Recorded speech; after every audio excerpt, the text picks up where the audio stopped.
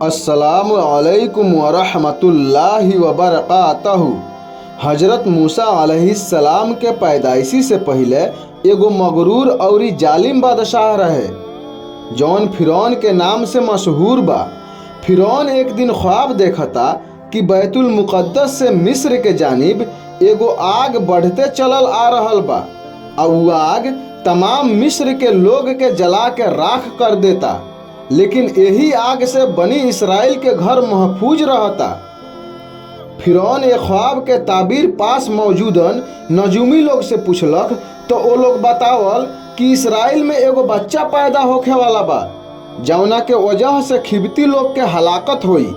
तौरात में भी बा, मौलाना लोग भी बतावेला कि फिरौन के बनी इसराइल के साथ यही से दुश्मनी हो गई कि वो जमाना के नजूमी लोग बतौलक कि फिरौन के हुकूमत के खात्मा एगो इसराइल के लड़का के हाथ से हुई।